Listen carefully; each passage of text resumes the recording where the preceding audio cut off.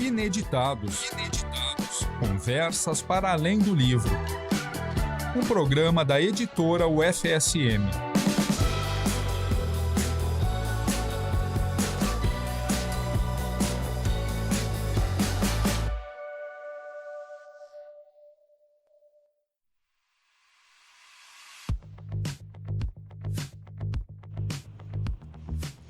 Olá para você que nos escuta aí do outro lado. Estamos com mais um Ineditados, Conversas para Além do Livro. Hoje vamos conversar com o Nilmar Sandro Kessler, que é o atual diretor substituto ali do nosso DIPAT, que é o Departamento de Patrimônio aqui da UFSM. E você sabe, estamos no mês de julho, o nosso mês que faz o troca-troca da UFSM, ali junto do hall da reitoria. Se você está querendo uma leitura, você vai ali, visita, tem espaço também para ler, dá para dar uma olhadinha nos livros que são disponíveis. Você gostou? Leva para casa, pode ler com tranquilidade. Não gostou do resto do livro? Pode trazer e trocar de novo, não tem problema. A gente só pede que exista uma troca, né? Para que a nossa energia circule ali no hall da reitoria. Também temos, a partir do mês que vem, né, o retorno das aulas, a partir de agosto. Aí vamos retomar a nossa agenda. Então, por enquanto, ainda no decorrer do mês de julho, vamos continuar falando sobre a estrutura da nossa universidade. E o Nilmar vai nos contar como que a universidade faz para gerir todo o material patrimoniado que passa por ela. Então, seja bem-vindo, Nilmar. Muito boa tarde, Jéssica. Boa tarde aos ouvintes da UniFM. Vamos começar, então, a gente fala aqui, ó, conversas para além do livro, né?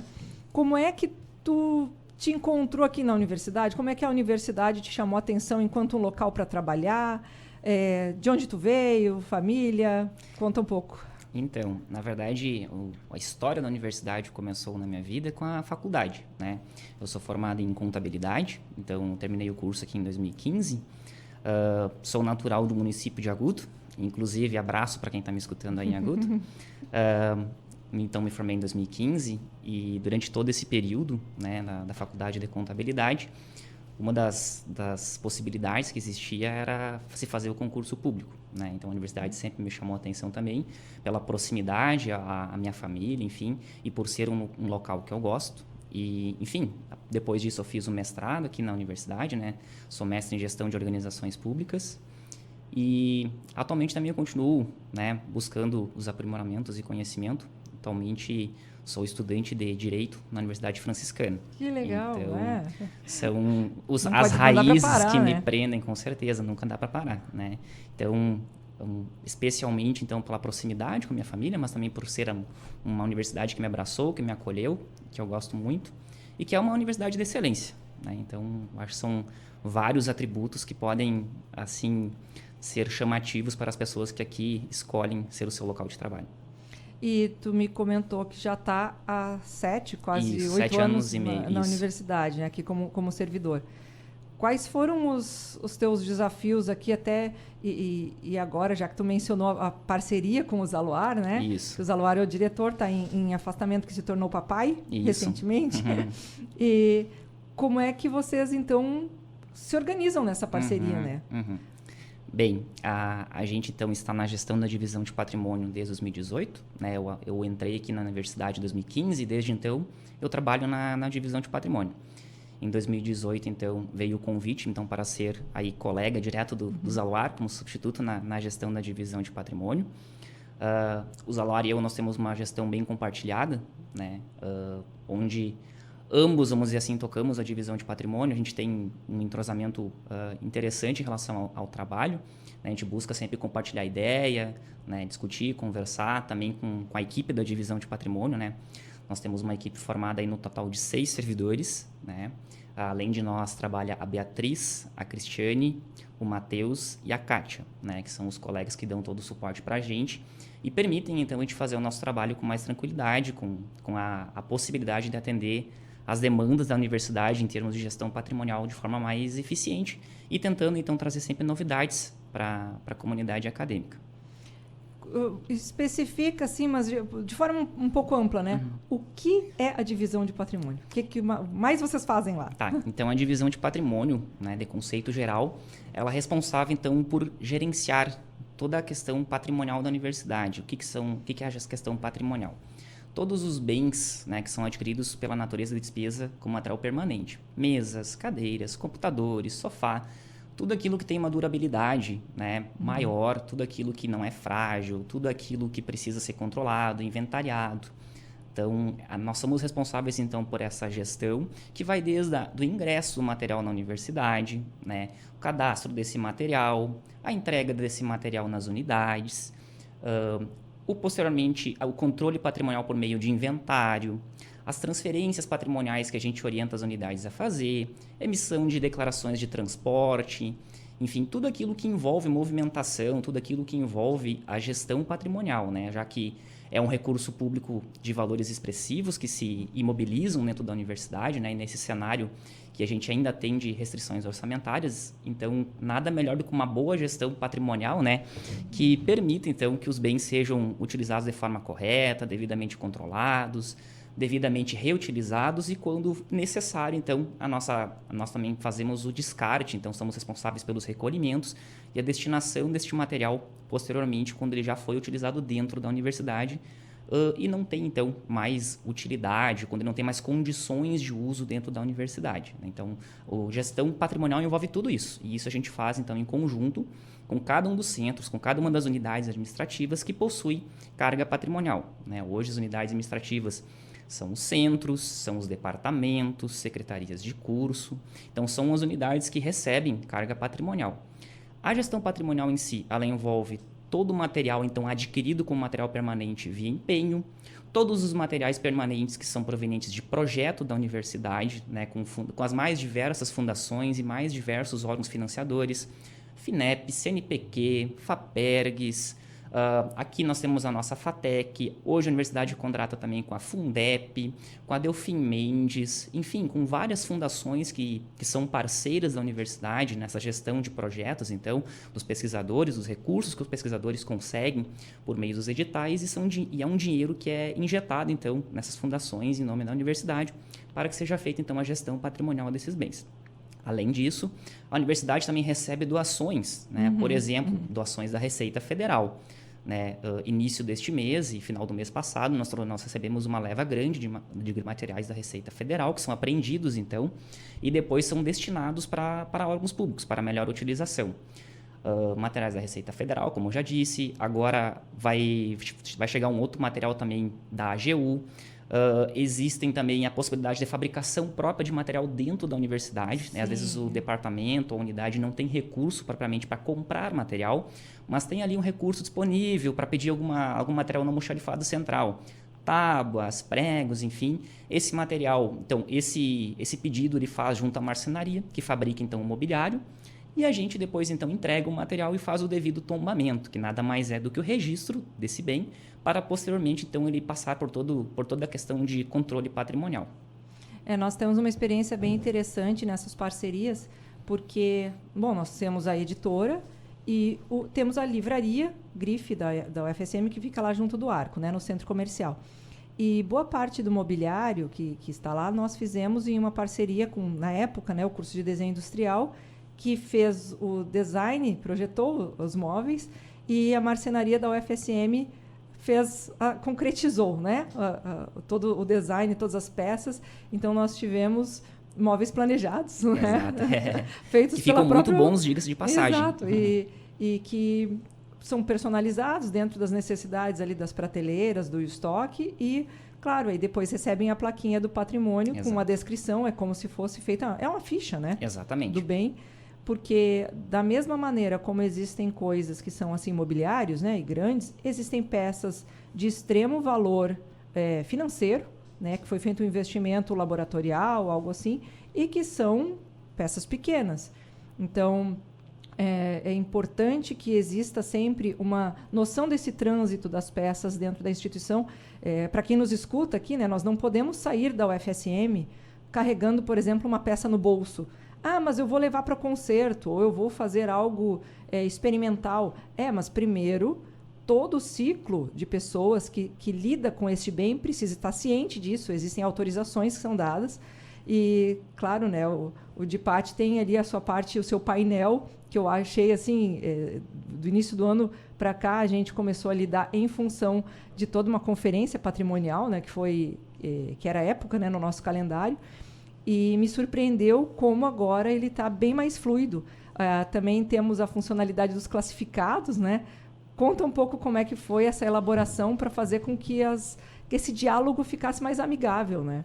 Exatamente. Então, Jéssica, o Portal Patrimônio, então, que é essa ferramenta que você comentou, ele hoje possui várias funcionalidades que o nosso objetivo sempre é facilitar o trabalho, né, agilizar o trabalho dos gestores patrimoniais, né, de todos aqueles que, então, fazem esse controle patrimonial junto da gente.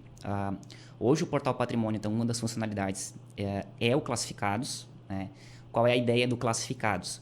Ele, basicamente, ele funciona como se fosse um, entre aspas, brick da universidade, onde você publica material que até então, para você, não tem mais uma utilidade, material que tenha condições de uso, ou que precise de pequenos reparos, né? Mas um material que tenha condições de uso e que outro setor, então, possa reutilizar, né? Acontece a publicação lá no Portal Patrimônio, o chefe da unidade ou o agente patrimonial, que é outro assunto que eu ainda vou abordar, faz a publicação, e ele fica disponível para toda a comunidade acadêmica enxergar esse material. Então, qualquer pessoa que tenha matrícula e faça ali uso dos portais consegue chegar no Portal Patrimônio hoje, o material que tem ali disponível, né? Todos os chefes de unidades podem, então, fazer a requisição desse material. Vai uma notificação, vai um aviso diretamente para a pessoa, para o chefe que publicou, né, para que ele seja ciente.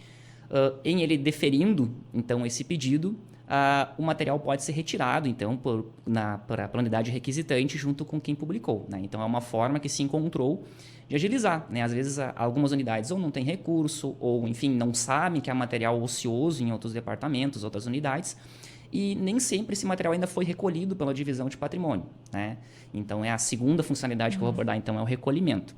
O recolhimento nada mais é do que retirar o material que está ocioso ou que não tem mais serventia na unidade, né? Então, a nossa equipe, a partir do pedido que é feito no Portal Patrimônio, na funcionalidade de recolhimento, a gente vai até o local e retira esses materiais. Hoje, de acordo com o Decreto 9373 de 2018, existem 4 classificações de material, tá? Existe uma classificação que eu diria assim que é o gênero, que são materiais inservíveis. Mas dentro dessa classificação de materiais inservíveis, existem outras 4 classificações. Um material que é ocioso, que simplesmente não está sendo utilizado, ele, enfim, está ali parado, não tem mais uma finalidade naquela unidade, naquele momento. O material que é recuperável, então um material que precisa de algum ajuste, enfim, mas que não seja oneroso o seu conserto ou que, né, pode tranquilamente ser reutilizado. O material antieconômico, que é todo aquele material que, dado a sua vida útil, dado o tempo de uso, né, a questão de ter peça, enfim, tudo aquilo que o torna, de certa forma, oneroso para ter sua manutenção junto com a unidade. Então, daqui a pouco não vale mais a pena tê-lo ali.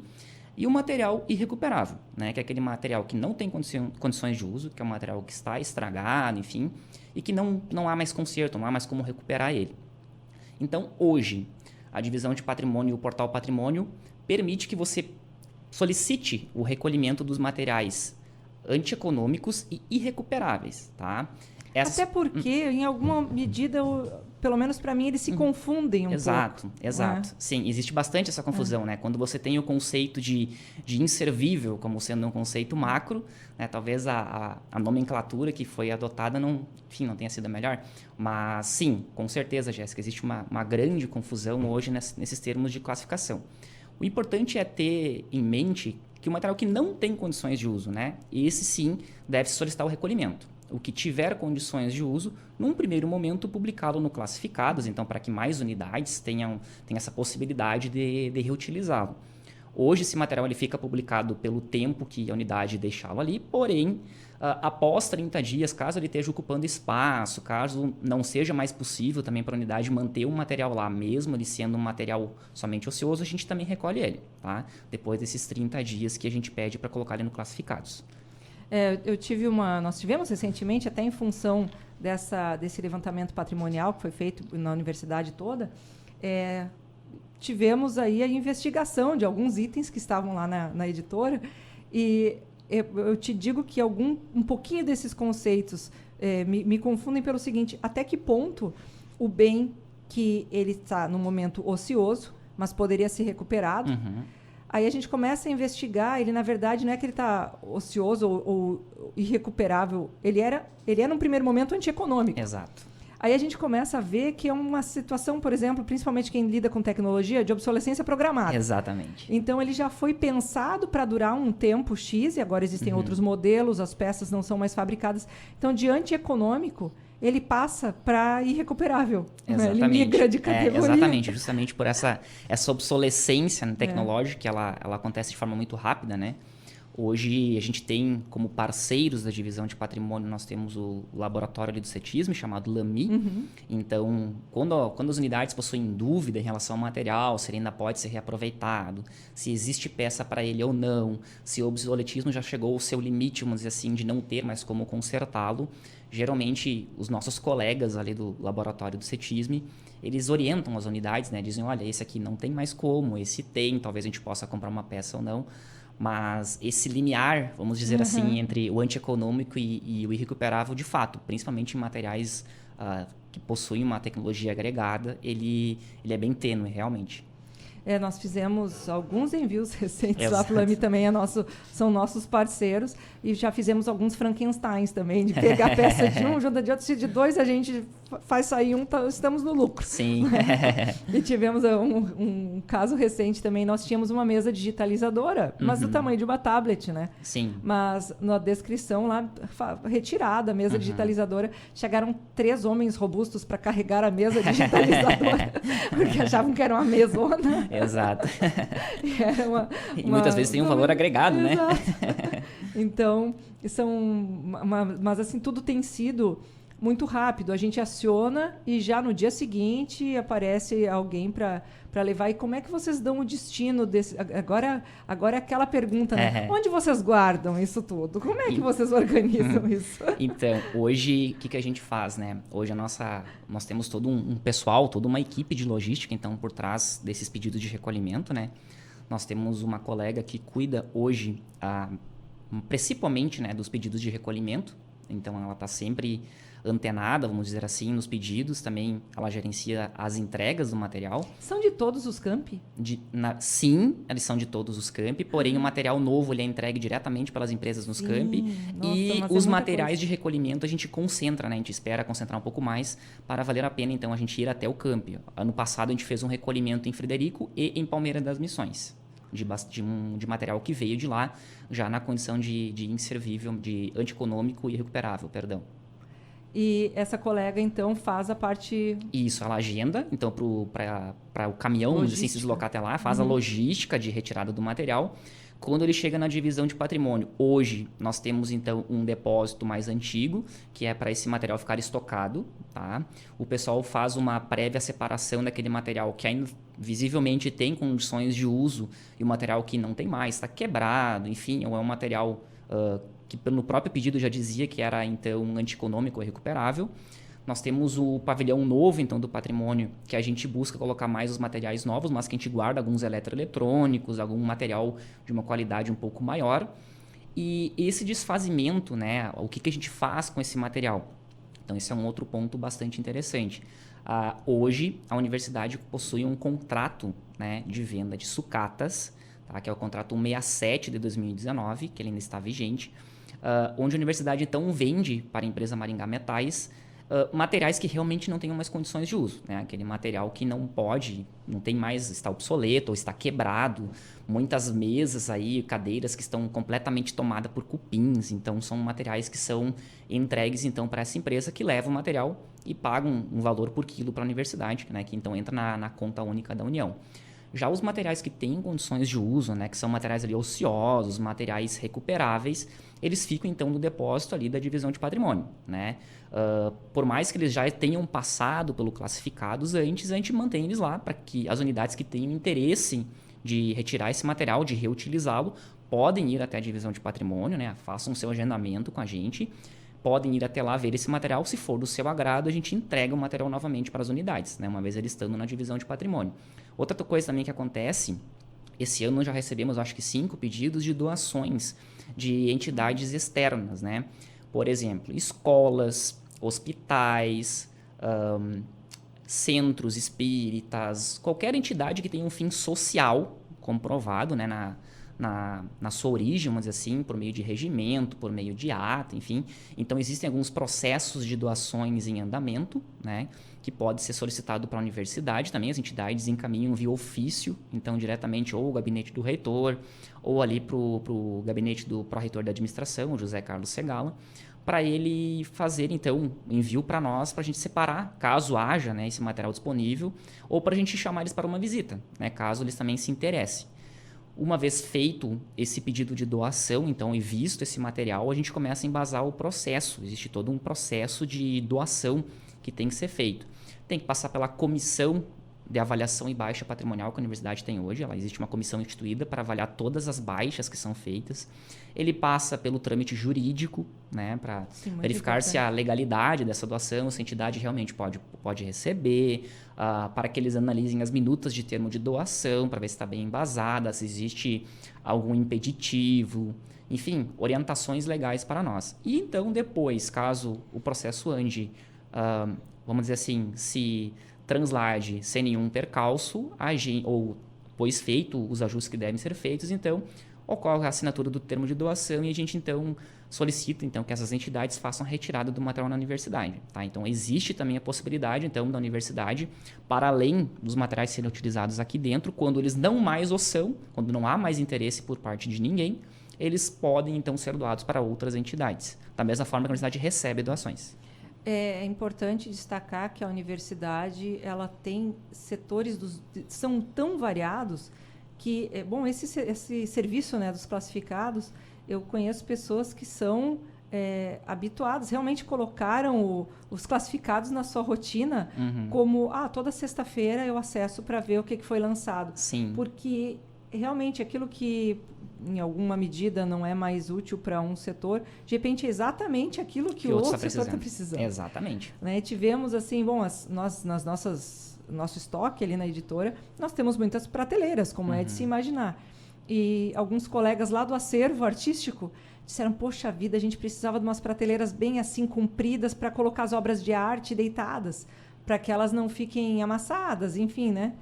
E antes da exposição, porque as exposições são sazonais, então elas ficam expostas um tempo e depois são retiradas, vão para o acervo e são guardadas na horizontal.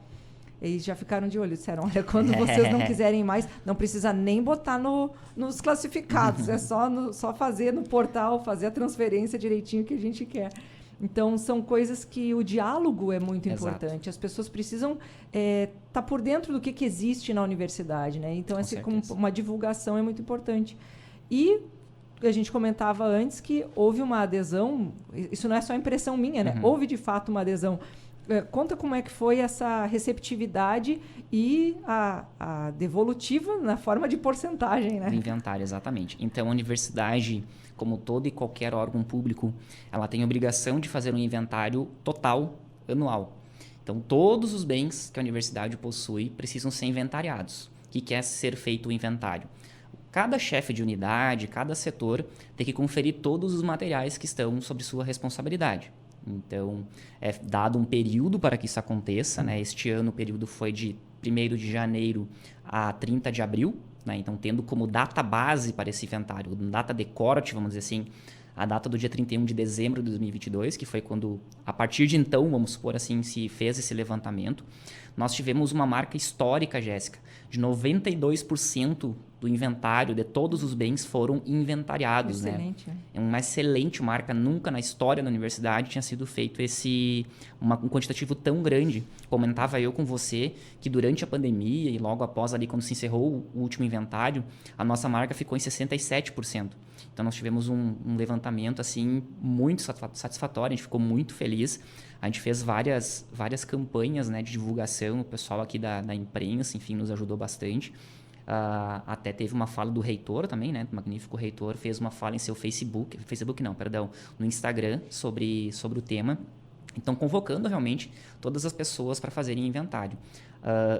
Até então, como nós também comentávamos antes, né, Jéssica, existia por parte das pessoas, os chefes, enfim, um certo receio em fazer inventário, né? A universidade, muitas vezes, as chefias vão trocando, enfim, e nem sempre elas têm oportunidade, vamos dizer assim, de fazer um inventário na hora, enfim, ou de ver realmente como é que está a situação dos bens, né? Nós estamos trabalhando para também mitigar esse problema, mas o que acontecia? As pessoas não faziam inventário com medo de que tivesse que responder algo. Durante todo o inventário, nós sempre orientamos, olha, o importante é vocês trazerem as informações corretas para a gente dar o adequado tratamento para isso, ver o que a gente pode fazer com esses bens não localizados.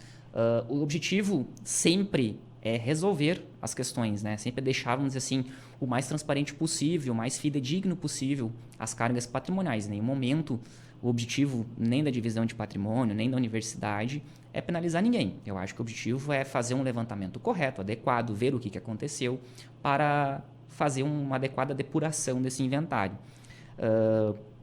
Para fazer inventário, então, também os chefes das unidades puderam se valer de dois benefícios, vamos dizer assim, 3 benefícios, melhor dizendo. Existe o aplicativo, então a universidade hoje tem um aplicativo para fazer o levantamento do inventário. Você pode baixá-lo no celular e fazer a leitura das plaquetas, né? Ele faz esse levantamento de forma offline, você não precisa nem estar conectado à internet. O segundo benefício, então, são os agentes patrimoniais, que são pessoas, são servidores que o chefe pode cadastrar para auxiliá-lo no inventário, para fazer esse levantamento. Não só no inventário, em qualquer outra das atividades de gestão patrimonial, mas aqui falando em inventário, acho que eles são dão uma ajuda muito grande para os chefes, né? Existem unidades aqui dentro da universidade, Jéssica, para vocês terem uma ideia, com mais de 6 mil itens. Então, para você fazer o levantamento de 6 mil itens em pouco mais, ou em 4 meses, na verdade, é um levantamento que leva muito trabalho, né? E a gente sabe, né, que os chefes, eles não têm só essa atividade, são muitas outras, né? E a terceira, e aí também foi uma novidade que a gente trouxe neste inventário, justamente para tentar melhorar os números, é o seguinte: neste ano, todo e qualquer servidor podia informar os bens que estavam sob sua guarda no portal Patrimônio, né? Ele poderia acessar ali o portal Patrimônio com o seu login e senha, tinha a funcionalidade do inventário e ele podia ali indicar, eu estou usando, por exemplo, esta mesa, estou usando este computador, estou usando aqui nessa sala, por exemplo, este microfone, e poderia dizer, né, quais são os itens patrimoniais que ele tinha ali, porque se ele fizesse isso, não precisava também o chefe fazer esse levantamento, claro, né? Ele está dando fé, de Exatamente, certa forma, ele né? tem fé pública para isso. Outra coisa também que foi uma novidade nesse inventário, e nós consideramos que foi assim um ganho imenso em termos de gestão patrimonial, até agora nós recebemos vários feedbacks positivos quanto a isso, foi que neste inventário foi possível se dizer qual é o local onde se encontrava o bem. Eu poderia, por exemplo, dizer que eu estava na sala 123 aqui da rádio e que aqui possui um sofá, possui uma tela de projeção, possui uma cadeira, possui uma mesa, e eu poderia dizer que estava na sala 123. Até então, isso não era possível. Por mais que hoje ainda não seja possível a emissão de relatórios de cada sala, por exemplo, a gente já está trabalhando nisso, nós já estamos junto do CPD tentando viabilizar isso, cada chefe, quando faz a consulta do bem, ele consegue enxergar onde está ou deveria estar determinado bem. Isso vai auxiliar muito ao longo do período agora de controle patrimonial até o próximo inventário, e entendemos que isso vai agilizar bastante a próxima apuração do inventário, né? Pois você já sabe, sabe assim, o que você pode esperar encontrar em determinado espaço físico, né? Então, isso são ferramentas, assim, são funcionalidades que a gente possibilitou para as unidades que facilitaram o trabalho e contribuíram para esses números. Outra coisa que o inventário também permite, Jéssica, é quando você tem um bem na sua sala que não está na sua carga patrimonial, mas está ali, né? Você não sabe como ele foi parar ali, mas ele tem uma cadeira, por exemplo, um computador. Hoje, no inventário, quando você diz que está com esse bem, o outro chefe recebe a mensagem. Então, é possível fazer esse ajuste, né? O outro chefe pode transferir para você esse bem, ou enfim, vocês podem combinar a melhor forma, qual a destinação desse bem, hoje ele fica como bem fora de carga, né? Uma nomenclatura que foi adotada para se dizer essa situação desses bens. Da mesma forma que quando você tem aqui, você faz o seu levantamento, né? E você não localiza determinada mesa, por exemplo. Ela pode estar num outro setor e aquele setor dar a sua mesa como localizada. Então, você tem 2 dores de cabeça a menos, vamos dizer assim, né? Então, são tudo ferramentas que foram trazidas, que estão colaborando para essa estatística interessante que a gente teve de 92%. Realmente, assim, foi uma coisa que acho que nem nós esperávamos, assim, por mais otimistas que nós estivéssemos, que a gente chegasse nesse número. Estamos muito felizes e agradecemos ao empenho de todas as unidades por terem feito e colaborado nesse levantamento patrimonial. Sempre. Bom, fecharam 15 anos que eu estou na instituição. E realmente esse período de fazer essa busca por objetos perdidos era sempre uma demanda muito importante e que causava uma preocupação por causa desse receio que tu comentou antes, de um medo de responsabilização jurídica. Um determinado bem desapareceu e ele está neste momento, né? Porque as chefias, elas são fluidas, elas ficam um determinado período e saem. Mas eu quando cheguei aqui, esse bem já não estava aqui. E então, não é culpa minha. Né? A primeira resposta é sempre essa. Não é culpa minha. Não, mas não é questão de culpabilizar ninguém.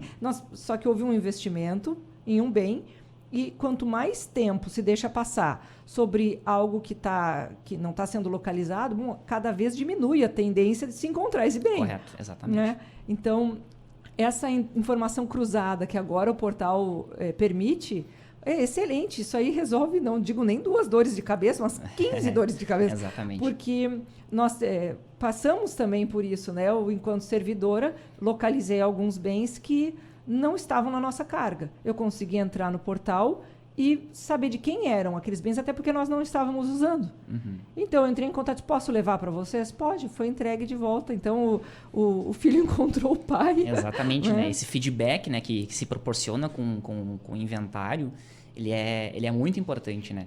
E agora também, ainda nessa questão dos bens localizados em outra unidade, após o inventário ser feito, né, até o dia 30 de abril, então, ele passa por uma comissão de inventário, né, que faz alguns trabalhos de conferência, verificar, dar fé, vamos dizer assim, validade àquele levantamento que foi feito, e depois esse inventário é tramitado para a divisão de patrimônio.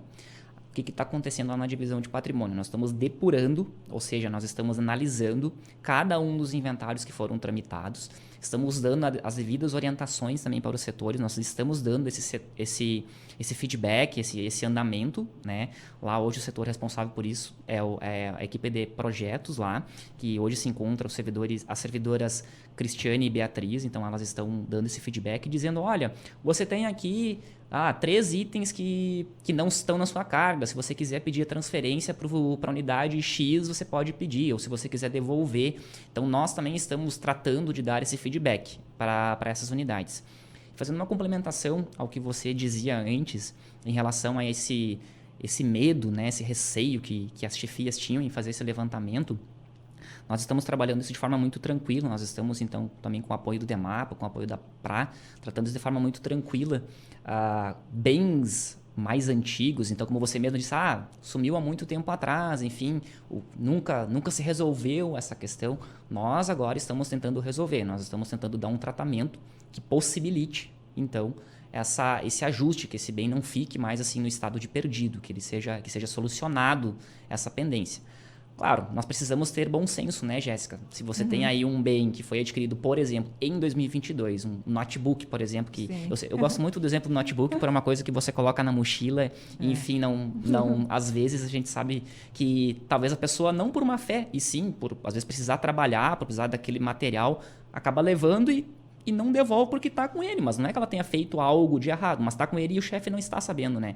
E isso gera uma dor de cabeça muito grande. Então, quando isso acontece no material novo, um material que tem uma vida útil razoável, então, aí sim, aí são casos em que assim que o chefe fica sabendo desse sumiço, vamos supor assim, aí sim, que ele relate imediatamente à sua chefia imediata, para que então seja feita a apuração. O que não significa, né, Jéssica, que ele vai ser responsabilizado por alguma coisa. Ele é responsável, ele tem o dever, vamos dizer assim, de reportar isso. Mas isso não significa necessariamente numa acusação, num julgamento de reposição de material, até porque para isso, para as pessoas sofrerem isso, tem que ter prova, tem que ter um conjunto probatório. Então, o importante sempre é instaurar sindicância, quando for casos de se instaurar sindicância, e dar o tratamento adequado com muita tranquilidade.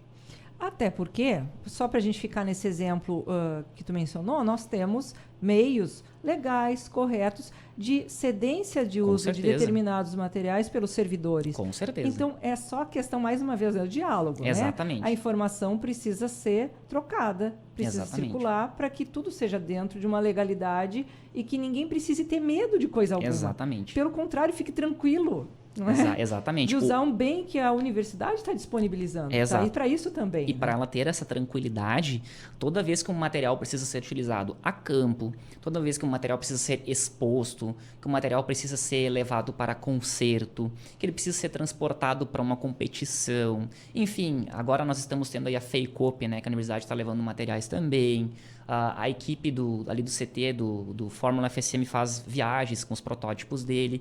Para todos esses casos, para todas as saídas de material para fora da universidade, existe uma ferramenta, existe um respaldo que se chama a declaração de transporte. Essa declaração que fica assegurado, exatamente. O que é isso? É o chefe dando autorização, né, para que ele saia com esse material. Ele retira o material acompanhado dessa declaração de transporte, né, que pode ser renovada a cada 30 dias, e ele está respaldado. Se alguma coisa acontecer com o material, se ele for abordado pelos agentes de polícia federal, estadual, enfim, dependendo do caso. Então, eles têm esse respaldo. O que não pode, Jéssica, é ele simplesmente pegar o material, botar embaixo do braço e sair, que daí ele atrai a responsabilidade para ele. Né? Então, sempre que o chefe sabe, sempre que o chefe faz essa declaração de transporte, está tudo certo. Então, isso gera segurança, isso gera transparência com os bens públicos, com os recursos que são de todos nós, são investidos na universidade e que a sociedade tem a obrigação de nos cobrar. E falávamos ali do novo pavilhão, né? Sim. Tu saberia me dizer hoje, em termos assim de metros quadrados, por alto, qual que é o espaço que vocês têm para acomodar isso tudo? Porque faço essa pergunta porque eu já tive a oportunidade de visitar alguns pavilhões e, claro, isso já faz mais ou menos um ano e vocês estão nessa busca ativa por soluções, por encaminhamento desses materiais, né? Então, acredito que não esteja mais do mesmo jeito. Mas em alguns locais era quase que literalmente material até o teto. Exato, né? Exatamente. Era muita coisa. Exato. Isso, respondendo a tua primeira pergunta, o pavilhão hoje em si, eu não tenho muita noção de engenharia, mas eu creio que ele deva ter aproximadamente aí 500, 600 metros quadrados, que possibilite guardar esse material novo. E nós temos, então, como eu disse também no começo, um pavilhão antigo, que é o antigo pavilhão onde nós trabalhávamos, que é onde a gente procura deixar mais esse material sucateado, que ele também tem um tamanho razoável. Ele deve ter um pouco menos que a metade do tamanho do pavilhão novo, mas mais ou menos nesse porte do nosso espaço, assim. E sim, antes do pavilhão novo ficar pronto, essa obra encerrou-se, nós fizemos a mudança para o pavilhão novo em 2019, a gente tinha um espaço bem reduzido. E some-se a isso ainda que naquela época, enfim, por umas questões legais, a gente não tinha um contrato de desfazimento. Exato, nós tínhamos uma parceria com a Secretaria de Justiça do Estado, onde eles levavam alguns materiais eletroeletrônicos para que as apenadas, né, fizessem alguns trabalhos sociais de ressocialização.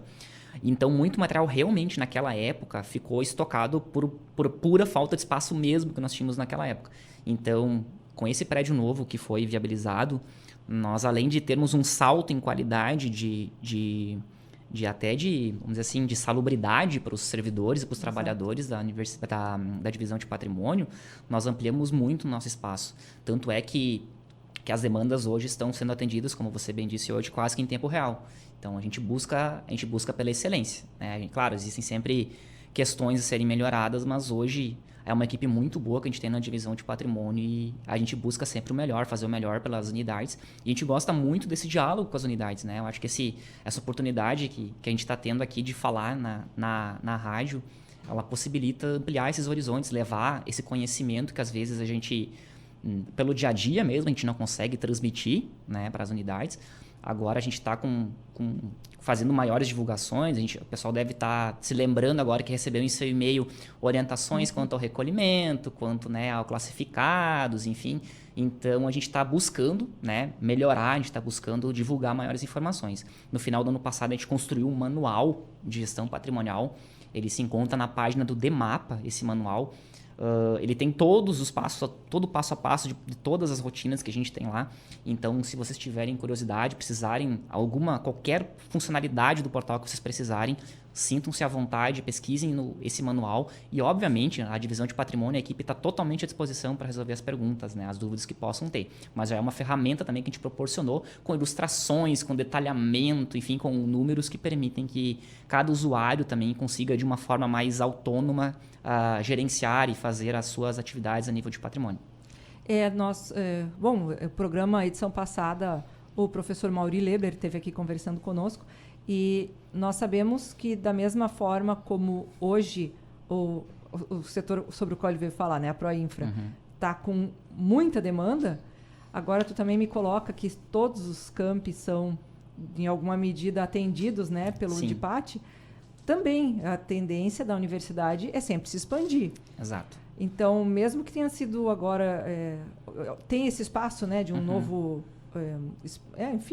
né, um novo pavilhão, mas... E por outro lado, essas oportunidades de encaminhamento, não vou nem chamar de descarte, né? Que realmente, coisa de... pouco antes da pandemia, ali 2017, 2018, fazer uma doação via o FSM era muito complicado. Existiam certos entraves até, que eram legais e que não permitiam que os materiais fossem doados. Mas, na tua percepção, essas entradas e saídas, elas têm ficado numa espécie de empate nessa briga por espaço? Ou existiriam ainda ideias e outras oportunidades para diminuir a quantidade de material que fica parado? Porque, afinal de contas, quando está parado, é algo... É sempre um prejuízo, né? Ter um material parado. Com certeza. Bom, ideias nós temos muitas, né, Jéssica? Então, a gente faz o nosso trabalho, mas a gente não para nunca de pensar em melhorias e formas de atender. Hoje, apesar de nós termos esse pavilhão grande que eu comentei, apesar de nós termos esse pavilhão antigo, que é onde nós tínhamos nossas atividades antes, em momentos, principalmente ali quando começa a chegar mais final do ano, mais outubro, novembro, ali dezembro, que é quando começa a chegar mais material de empenho, mesmo assim, quando há material novo chegando, quando há recolhimentos em full time, vamos dizer assim, em tempo integral, vamos supor, há momentos em que a gente precisa, vamos dizer assim, manejar para conseguir acondicionar tudo, né? O que eu tenho conversado com os Aluar, tenho conversado com a equipe, aí às vezes falta abraço, né, Jéssica? Às vezes a gente não consegue fazer tudo que a gente consegue, enfim, a gente também tem número X de pessoas. Nós temos uma ideia de criarmos uma central de separação de materiais que possibilite acondicionar e acelerar esse processo de desfazimento, né? Seja ele a via de sucata ou de doações propriamente ditas.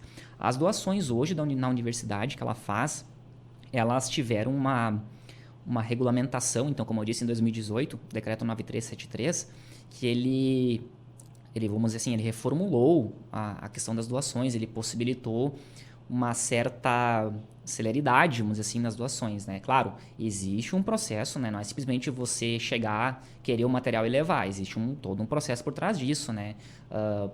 Tem que ter, então, embasamento legal, tem que passar pela Projur, o material tem que realmente estar disponível, né? Se outra unidade querer o material, com certeza ela vai ter preferência, né? Então, é só esse material realmente que não é utilizado.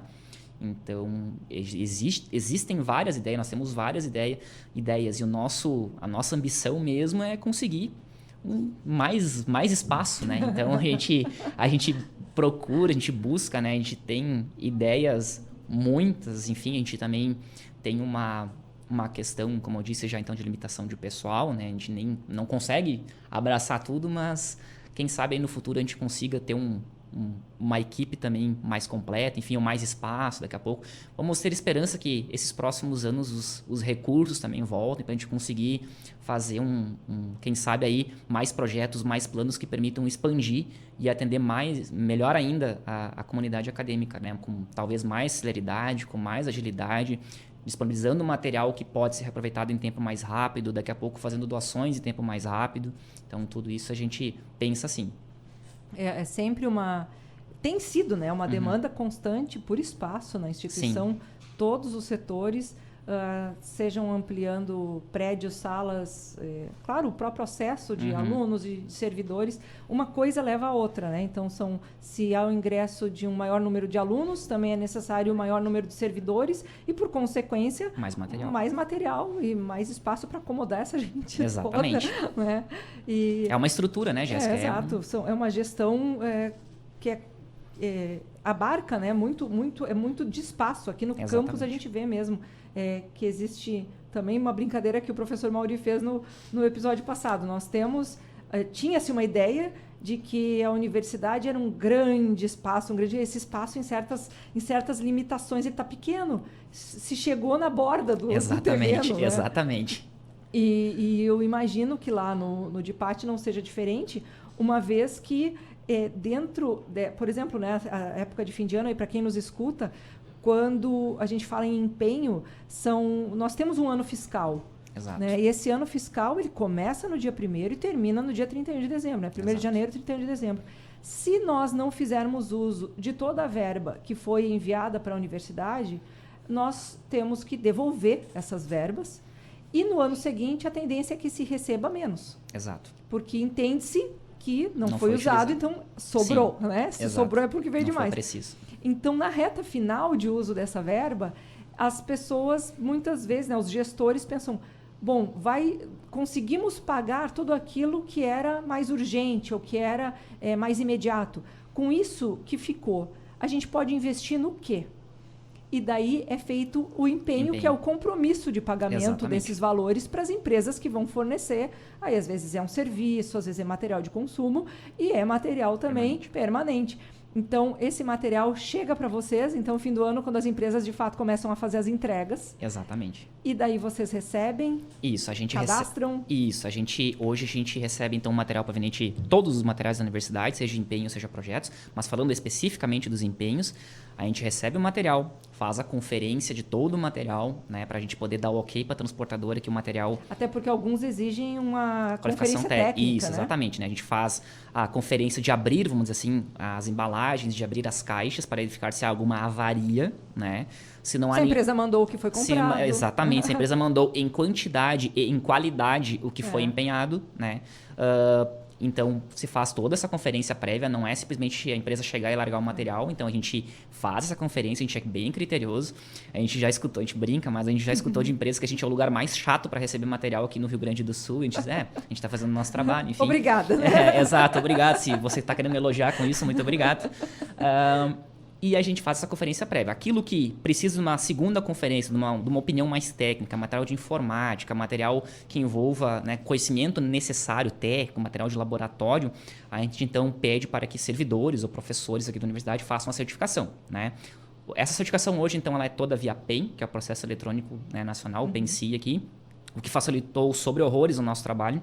Nós tínhamos toda uma logística em papel, né? Então, hoje, até para pagamento do fornecedor, é tudo muito mais rápido, né? A gente faz tudo no sistema, tudo no PEN, a nota fiscal flui mais rápido, ela chega no departamento de contabilidade mais rápido, o cadastro ele é mais rápido. Praticamente não existe chance de extravio de documentos também. Exatamente, né? Praticamente não existe, tudo está dentro do processo. Quando você precisar, você vai acessar o processo e vai estar ali. Então, a gente faz essa recepção, acondiciona o material lá, coloca os patrimônios que a gente tem que colocar, faz todo o descritivo, cadastro, marca, modelo, número de série, medidas, valor, alguma outra especificação que existe. Isso gera um termo de responsabilidade inicial, que eu costumo atribuir ele como se fosse uma certidão de nascimento do bem dentro da universidade. Então, com esse termo de responsabilidade, uma vez assinado pelo chefe da unidade, ele recebe o material, né? Então, a gente entrega o material novo a ele ou ao responsável que ele indicar. E, a partir de então, ele faz essa gestão no sistema, né, e fisicamente desse material. e a gente vai acompanhando, né? Inventário, e aí assim por diante, declaração de transporte, transferências, até o ponto quando chega que o bem não é mais utilizado, né? Como eu disse antes. Aí acontece a baixa do material, depois de todos os trâmites que tem que ser feitos, depois dele ter sido colocado no classificados, caso seja o caso, depois de ele ter sido recolhido, depois de ele passar por uma análise técnica da comissão de reavaliação e baixa, então ele é baixado, né? Quando ele vai para sucata, para Maringá, que é a empresa de sucata que compra sucatas, ou quando ele é doado, ou quando ele é, enfim, qualquer destinação que se dá a ele, aí, neste momento em que ele é baixado do patrimônio da universidade, definitivamente, e aí a gente faz o termo de baixa, que daí, vamos supor assim, fosse a certidão de óbito desse bem dentro da universidade. Isso, claro, para bens patrimônios de empenho, mas também patrimônios de projeto, enfim, fabricação própria ou doação, como eu já tinha dito antes. E se alguém quiser, então, fazer um pedido de doação para a universidade, qual que seria o trâmite básico? Assim? Isso, vamos lá. Se uma unidade, né, sempre lembrando que tem que ser pessoa jurídica, né, não pode ser pessoa física, tem que ser pessoa jurídica, que tenha fins sociais, né, previstos, então, constitucionalmente como um fim social, né, educação, saúde, enfim, ela então contata via ofício, né, ela pede o que ela quer via ofício, esse ofício pode ser encaminhado ou para o gabinete do reitor ou ali para o pessoal da Pró-Reitoria de Administração, né, eles automaticamente vão nos encaminhar esse pedido, então, para a gente analisar, ver se tem o material ou não. Porque, em princípio, essa pessoa, essa entidade que está fazendo a solicitação, não necessariamente tem conhecimento do que temos disponíveis exatamente. aqui, né? A gente recebe muitos pedidos assim, o que vocês puderem doar. A gente costuma entrar em contato com a entidade dizendo, olha, seja um pouco mais específico, né? A gente pode talvez ter isso para você, pode talvez ter isso para você. Aí que a visita é importante. Aí que a visita é importante, a gente chama eles para olhar o material. Sempre, né, dizendo para eles que vai ter que passar por um processo legal, vai ter que passar pela Procuradoria Jurídica, por uma avaliação da Comissão de Reavaliação e Baixa, ver se nenhuma outra unidade deseja aquele material. Então, realmente, só o material que não está sendo utilizado mesmo, né? O material que a universidade não esteja utilizando e que está lá parado no depósito para ser destinado. Então, é esse material. Muitas entidades... Jéssica, muitas entidades querem até um material que para nós é inservível. Então, para eles, muitas vezes, cadeiras que já não têm mais condições de uso para nós, algum roupeiro ou armário mesmo assim, que para a universidade não vai ter mais utilidade, mesmo assim, pelo nível de carência, vamos dizer assim, que essas instituições têm, muitas vezes, a universidade acaba doando, enfim, para que eles possam ter pelo menos uma condição um pouquinho melhor nos trabalhos que desenvolvem, né? Ano passado a gente fez doação para o banco de alimentos, a gente fez doação de cadeiras, uma mesa. A gente fez doação também no passado foi para uma escola, não vou me recordar agora qual foi o nome, mas a gente fez uma doação. E agora há outros pedidos em andamento também que estão sendo analisados, que estão em trâmite, vamos dizer assim. Tem um pedido de uma escola, tem pedido também, que agora não vou me lembrar, de uma escola, tem do pessoal... Da Cruz Vermelha, eles conseguiram uma doação de quatro veículos que já estavam baixados, que eles querem utilizar como simulação para fazer o treinamento da Cruz Vermelha. Então, eles também foram repassados para eles. Então, assim, é muito, muito trabalho que a gente tem, que a gente faz, que às vezes as pessoas, talvez por uma falta de divulgação nossa, elas às vezes não têm conhecimento, mas a abrangência de tudo para poder solicitar esse material. E eu também queria pontuar que as pessoas que desejam doar material para a universidade, empresas que desejam doar, pessoas físicas que desejam doar, elas também o podem fazer. Hoje existe um site, vamos dizer assim, do governo federal, que ele se chama doações.gov, tá? Ele é um sistema a nível nacional que é gerenciado pelo governo federal, onde a pessoa pode publicar um interesse de doar um determinado bem, indicando, por exemplo, que ele quer doar para a UFSM, ou simplesmente ele pode dizer, olha, eu tenho aqui um sofá que eu não quero mais e vou publicar no doações.gov. Aí as instituições públicas podem ir se habilitando lá para... É como se fosse o grande classificado. Exatamente, é como se fosse o grande classificado. Exatamente, Jéssica. E aí, quando a pessoa quer fazer a doação para nós, ela publica lá no doações.gov, nos comunica que a gente faz o aceite, vamos dizer assim, desse bem, para a gente poder formalizar depois os termos de doação, enfim, dessa pessoa para junto da universidade. Pessoa aqui no sentido amplo, né? Pessoa física e pessoa jurídica. Então, também quem tiver interesse, a universidade, apesar de já ter dado uma melhorada, ainda carece muito de recursos. Então, às vezes, assim, recursos para departamentos bem específicos, pessoal da saúde, pessoal, né, das tecnologias, ainda existe uma carência, assim, realmente pela limitação de recursos que a universidade tem e tem que gerenciar toda essa máquina chamada FSM.